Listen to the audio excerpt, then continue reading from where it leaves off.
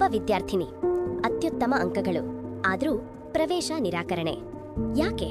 ಕೇವಲ ಒಂದು ಕಾರಣ: ಜಾತಿ. ಇದು ಸಾಮಾನ್ಯ ಘಟನೆಯಲ್ಲ, ಇದು ಭಾರತೀಯ ಸಂವಿಧಾನವನ್ನು ಕದಲಿಸಿದ ಪ್ರಕರಣ. ಈ ಪ್ರಕರಣದ ಹೆಸರು ಸ್ಟೇಟ್ ಆಫ್ ಮದ್ರಾಸ್ ವಿರುದ್ಧ ಚಂಪಕಂ ದೊರೈರಾಜನ್. 1951ರ ಭಾರತ. ಮದ್ರಾಸ್ ಸರ್ಕಾರ ಒಂದು ನಿಯಮ ಜಾರಿಗೆ ತಂದಿತ್ತು. ಅದಕ್ಕೆ ಹೆಸರು ಕಮ್ಯೂಡಲ್ ಜಿಯೋ. ವೈದ್ಯಕೀಯ ಮತ್ತು ಇಂಜಿನಿಯರಿಂಗ್ ಕಾಲೇಜುಗಳಲ್ಲಿ ಆಸನಗಳನ್ನು ಜಾತಿ ಮತ್ತು ಧರ್ಮದ ಆಧಾರದ ಮೇಲೆ ಹಂಚಲಾಗ್ತಿತ್ತು. ಮೆರಿತಿದ್ರೂ ಜಾತಿ ಇಲ್ಲದಿದ್ರೆ ಪ್ರವೇಶವಿಲ್ಲ. ಚಂಪಕಂ ದೊರೈರಾಜನ್ ಅರ್ಹತೆ ಹೊಂದಿದ್ದಳು, ಆದರೆ ವೈದ್ಯಕೀಯ ಆಸನ ಕಳೆದುಕೊಂಡಳು. ಅವಳು ಮೌನವಾಗಿರಲಿಲ್ಲ. ಅವಳು ನ್ಯಾಯಾಲಯದ ಬಾಗಿಲು ತಟ್ಟಿದಳು. ಪ್ರಶ್ನೆ ಸರಳವಾಗಿತ್ತು, ಆದರೆ ಪರಿಣಾಮ ದೊಡ್ಡದು.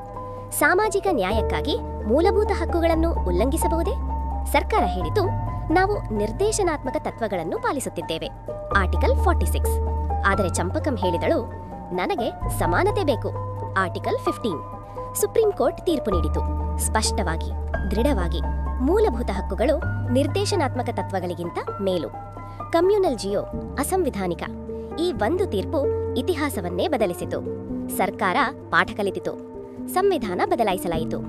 1951ರ ಮೊದಲ ಸಂವಿಧಾನ ತಿದ್ದುಪಡಿ. ಹೊಸ ಕಲಂ ಸೇರಿಸಲಾಯಿತು, ಆರ್ಟಿಕಲ್ 15(4). ಇದೇ ಭಾರತದ ಕಾನೂನುಬದ್ಧ ಮೀಸಲಾತಿಗೆ ಆಧಾರ.